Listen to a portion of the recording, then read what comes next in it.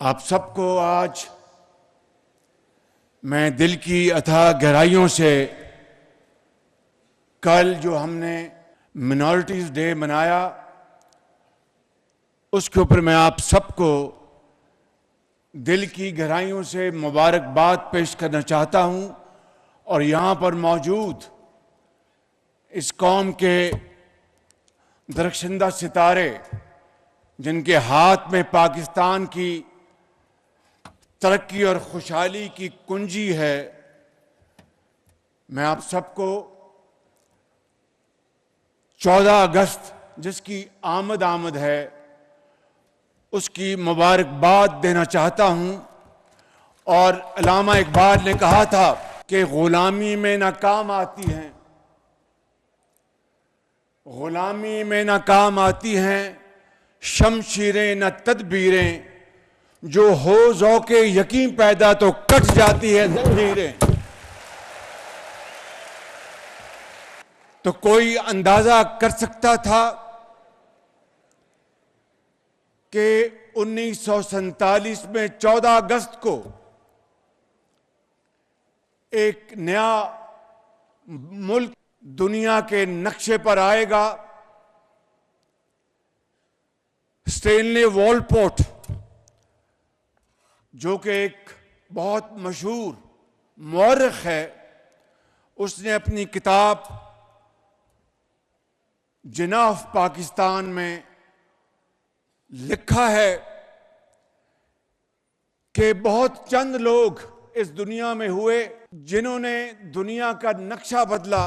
शायद ही कोई था जिसने एक नई कौम, एक नया मुल्क तख्लीक किया। हजरत कायद आज़म,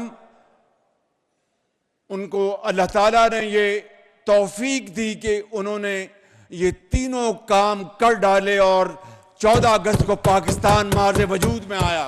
मैं यहाँ पर यह कहना चाहता हूँ कि पाकिस्तान की तहरीक में जहाँ पर लाखों मुसलमानों ने हज़रत कायद आज़म की अजीम लीडरशिप में हिस्सा लिया, जिसमें नौजवान भी थे, जिसमें इंजीनियर्स, डॉक्टर्स, उलमा, जिंदगी का हर तबका उसमें शामिल था। वहाँ पर हमारे जो मिनॉरिटीज़ के हमारे भाई और बहन थे, उन्होंने भी पाकिस्तान की तहरीक में पूरा हिस्सा लिया और उनकी न सिर्फ पाकिस्तान बनाने में उनका बड़ा किरदार है, उसके बाद पाकिस्तान को तामीर करने में भी आपका बहुत किरदार है। आपने शानदार स्कूल्स बनाए, हस्पताल बनाए। सिर्फ यही नहीं, आपने दिफाए पाकिस्तान के हवाले से बड़ा शानदार किरदार अदा किया है। सैसल चौधरी को कौन नहीं जानता। तालीम के मैदान में हमारी मिनॉरिटीज़ ने जो शानदार किरदार अदा किया है, इसी तरीके से लाहौर गुलबर्ग में जो अस्पताल जो 50 और 60 की दहाई में बना, उसने दुखी इंसानियत की बड़ी खिदमत अंजाम दी। मैं समझता हूँ कि आज एक नया पाकिस्तान मार्ज़ वजूद में आ चुका है, क्योंकि 6 और 10 मई इस साल जो अफवाज पाकिस्तान ने दुश्मन को वो कारी ज़रब लगाई है कि उम्र भर याद रखेगा, उम्र भर। और 6 जहाज हमारी फ़ज़ाइया ने गिराए, जिसमें 4 राफेल जहाज थे। जो 4 दिन जारी रही, उस जंग में हमारे जवानों ने, दलेर जवानों ने उनको वो सबक सिखाया जो उनको रहती दुनिया तक याद रहेगा। और ये वो सपूत हैं, ये वो जवान हैं हमारी अफवाज पाकिस्तान के, कि जब वो मैदान जंग में निकले तो उनकी माओं ने ये दुआ की कि बेटा जाके पाकिस्तान का झंडा बुलंद करना, पाकिस्तान की सरहदों की हिफाजत करना और जान दे देना, घर वापस ना आना लेकिन दुश्मन को ज़ेर करके आना।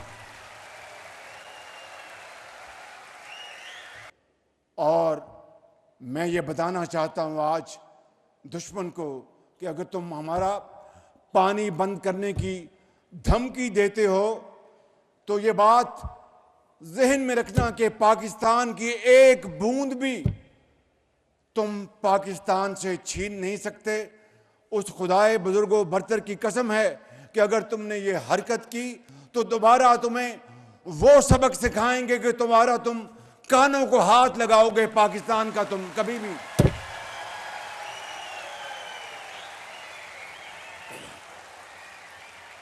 और अब इस पाकिस्तान को आपने तामीर करना है।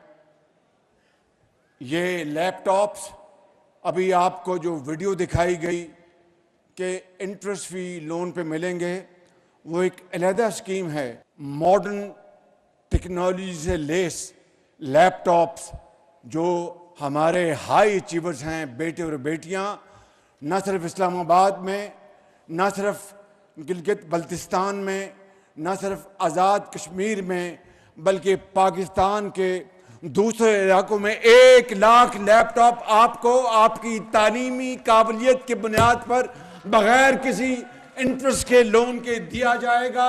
और ये वो लैपटॉप है जिससे कि इंशाअल्लाह दोबारा आप पाकिस्तान की तामीर के लिए, पाकिस्तान की तरक्की के लिए और अपने ख़ानदान की इज्जत को बढ़ाने के लिए ये लैपटॉप आपके हाथ में थमाए जाएंगे। सिर्फ और सिर्फ मेरिट की बुनियाद पर, कोई उसमें सिफारिश नहीं होगी, कोई उसके ऊपर किसी का नेपोटिज्म का साया तक नहीं होगा।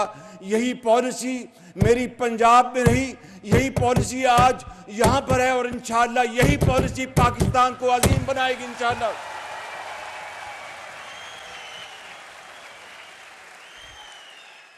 आपका शुक्रिया अदा करते हुए इकबाल के इस शेर पर बात ख़त्म करूँगा कि तमन्ना आबरू की है अगर गुलजार हस्ती में, तमन्ना आबरू की है अगर गुलजार हस्ती में, तो कांटों में उलझकर जिंदगी करने की खू कर ले। और नहीं ये शान खुददारी चमन से तोड़कर तुझको कोई दस्तार में रख ले, कोई ज़ेबे गुलो कर ले।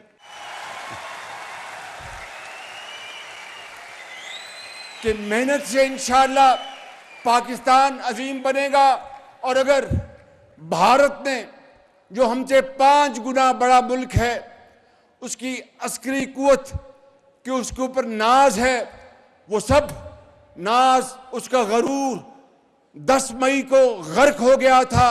इसी तरीके से आपने मेहनत करके, आला तालीम हासिल करके पाकिस्तान को अजीम बनाना है और इंशाअल्लाह दुनिया में अपना मकाम हासिल करना है। मैं आखिर में ये आपसे कहूंगा कि मेरे साथ नारा लगाओ, पाकिस्तान, पाकिस्तान, कायदे आज़म। खुदा हाफिज।